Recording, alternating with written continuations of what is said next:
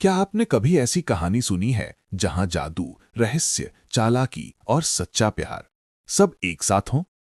एक ऐसी दुनिया जहां हवाओं में तिलिस्म की खुशबू हो और हर कदम पर अय्यारी की चालें बिछी हों। जी हां दोस्तों, मैं बात कर रहा हूं देवकी नंदन खत्री जी की मशहूर कहानी चंद्रकांता की। वो उपन्यास जिसने न सिर्फ लोगों को रोमांचित किया बल्कि हिंदी भाषा को आम जनता की जुबान बना दिया। कहा जाता है लोग सिर्फ इस कहानी को पढ़ने के लिए हिंदी सीखने लगे थे। तो चलिए आज जीवन पथ पर हम चलते हैं एक तिलिस्मी सफर पर, जहां हमें मिलेंगे राजकुमार वीरेंद्र सिंह, राजकुमारी चंद्रकांता और वो रहस्यमयी दुनिया जहां हर दीवार के पीछे कोई राज छिपा है। नमस्कार दोस्तों, आपका स्वागत है जीवन पथ पर, जहां हम किताबों की दुनिया से वो बातें निकालते हैं जो आपके जीवन के रास्ते को और रोशन कर सकती हैं। तो अगर आप किताबों से कुछ नया सीखना और अपनी सोच को बेहतर बनाना चाहते हैं तो चैनल को सब्सक्राइब जरूर करें, ताकि हर दिन आपको मिले एक नई प्रेरणादायक कहानी। चंद्रकांता, हिंदी साहित्य की पहली जादुई प्रेम कहानी। सबसे पहले बात करते हैं चंद्रकांता इतनी खास क्यों है। 1888 में जब ये उपन्यास छपा तब भारत अंग्रेजों के शासन में था। लोग ज्यादातर उर्दू, फारसी या अंग्रेजी में पढ़ते थे, लेकिन देवकी नंदन खत्री जी ने कुछ अलग करने की ठानी। उन्होंने कहा क्यों ना ऐसी हिंदी में लिखा जाए जिसे हर कोई समझ सके। और फिर शुरू हुई चंद्रकांता की जादुई कहानी, जो बन गई हिंदी के पहले लोकप्रिय उपन्यासों में से एक। लोगों ने इसे इतना पसंद किया कि गांवों में, चौपालों में, स्कूलों में हर जगह बस एक ही बात होती थी, क्या आपने चंद्रकांता पढ़ी? ये कहानी सिर्फ रोमांस नहीं थी, ये थी रहस्य, रोमांच और बुद्धिमत्ता का कमाल मिलन। कहानी की पृष्ठभूमि, प्रेम और तिलिस्म का संगम। अब जरा कहानी की दुनिया में चलते हैं। कहानी दो रियासतों से शुरू होती है, नौगढ़ और विजयगढ़। राजकुमारी चंद्रकांता विजयगढ़ के राजा की बेटी हैं, खूबसूरत, समझदार और बेहद दिलचस्प किरदार। दूसरी तरफ है राजकुमार वीरेंद्र सिंह, नौगढ़ के शहजादे। दोनों एक दूसरे से बेपनाह मोहब्बत करते हैं, लेकिन जैसा हर प्रेम कहानी में होता है, यहां भी रास्ते में आते हैं दुश्मन, जाल और तिलिस्म। तिलिस्म और अय्यारी, यानी जादू और दिमाग का खेल। अब यहां कहानी बनती है और मजेदार। तिलिस्म यानी रहस्यमयी जादुई महल या जगह जहां सब कुछ भ्रम और चाल पर आधारित होता है। ये कोई जादू नहीं, बल्कि बहुत ही सोच समझकर बनाई गई चाल होती है, जो इंसान की समझदारी की परीक्षा लेती है। और फिर आता है दूसरा कमाल, अय्यारी। अय्यारी यानी डिस्गाइज की कला, रूप बदलकर, आवाज बदलकर दुश्मन को धोखा देना। इस कहानी में अय्यारी का राजा है चपला, भूतनाथ और तेज सिंह। कभी वो साधु बन जाते हैं, कभी व्यापारी, कभी नौकर। आप पहचान ही नहीं पाएंगे कि कौन असली है और कौन भेष में। अय्यारी और तिलिस्म, यही वो दो चीजें हैं जो चंद्रकांता को रहस्यमयी और दिमागी खेलों से भर देती हैं। प्रेम कहानी की गहराई। लेकिन कहानी सिर्फ रहस्य की नहीं, ये असल में एक दिल छू लेने वाली प्रेम कहानी भी है। राजकुमार वीरेंद्र सिंह और चंद्रकांता का प्यार इतना सच्चा है कि उनके बीच का हर संघर्ष, हर बाधा एक सीख देता है कि सच्चा प्यार कभी हार नहीं मानता।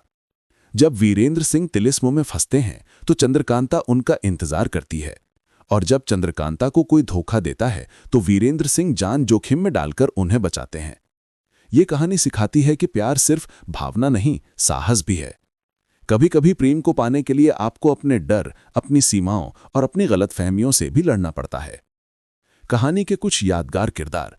चलो अब बात करते हैं कुछ दिलचस्प किरदारों की जो चंद्रकांता को इतना जीवंत बनाते हैं। नंबर 1, राजकुमार वीरेंद्र सिंह। बहादुर, समझदार और अपने प्यार के लिए हर हद तक जाने वाले।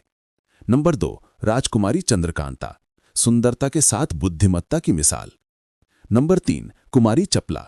चंद्रकांता की दोस्त और शानदार अय्यारिन जो कई बार वीरेंद्र सिंह की मदद करती है। नंबर 4, भूतनाथ। शायद कहानी का सबसे रहस्यमयी किरदार है। कभी वो मददगार लगता है तो कभी खलनायक। उसके इरादे इतने उलझे हुए हैं कि आप अंत तक सोचते रह जाते हैं, आखिर यह आदमी किस तरफ है। और यही है इस उपन्यास की खासियत, हर किरदार के अंदर एक रहस्य छिपा हुआ है। तिलिस्मी दुनिया, सोच से परे कल्पना। दोस्तों, चंद्रकांता की दुनिया ऐसी है जहां हर मोड़ पर नया रोमांच है। महलों में छिपे गुप्त रास्ते, अय्यारों की जालबाजी और वो रहस्यमयी तिलिस्म जहां दीवारें भी बोलती हैं और जमीन भी रहस्य छुपाती है। आज के समय में अगर इसे किसी फिल्म की तरह देखा जाए तो ये किसी हॉलीवुड फैंटेसी मूवी से कम नहीं लगेगी। लेकिन याद रखिए, 1888 में जब ये लिखा गया था तब ना कोई कंप्यूटर था, ना ग्राफिक्स। सब कुछ बस लेखक की कल्पना और शब्दों की ताकत से बना था।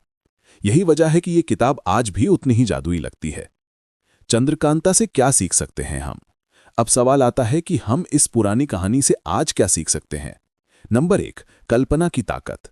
देवकीनंदन खत्री ने दिखाया कि सोच की कोई सीमा नहीं होती। अगर आपकी कल्पना जिंदा है तो आप कुछ भी रच सकते हैं। नंबर 2, भाषा का महत्व। इस किताब ने साबित किया कि हिंदी सिर्फ धार्मिक भाषा नहीं बल्कि मनोरंजन और साहित्य की भाषा भी बन सकती है। नंबर 3, प्यार में धैर्य और हिम्मत।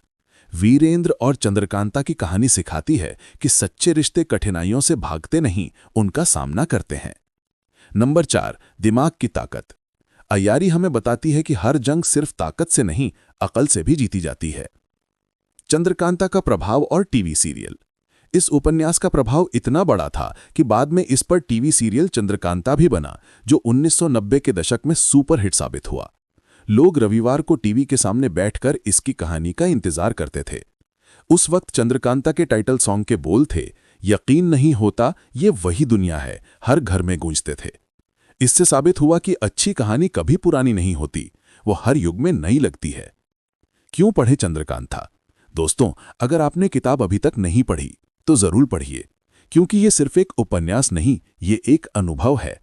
ये आपको ले जाएगी एक ऐसी दुनिया में जहां कल्पना, प्रेम और रहस्य एक साथ नाचते हैं। और सबसे बड़ी बात, ये आपको सिखाएगी कि हिंदी में भी दुनिया को मोहित करने की ताकत है। कई लोग कहते हैं पुरानी किताबें आज के समय में कौन पढ़ता है, लेकिन याद रखिए, पुरानी कहानियां हमें सिर्फ अतीत नहीं दिखाती, वो हमारे वर्तमान की जड़ें भी मजबूत करती हैं। चंद्रकांता हमें याद दिलाती है कि कहानी सिर्फ मनोरंजन नहीं, वो सोच को नया रूप देने का माध्यम है। तो दोस्तों, ये थी देवकीनंदन खत्री की जादुई दुनिया चंद्रकांता की कहानी।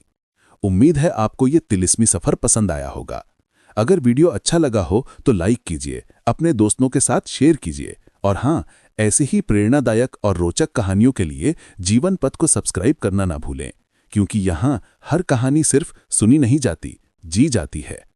धन्यवाद दोस्तों, फिर मिलते हैं एक नई किताब और नए जीवन पथ के साथ।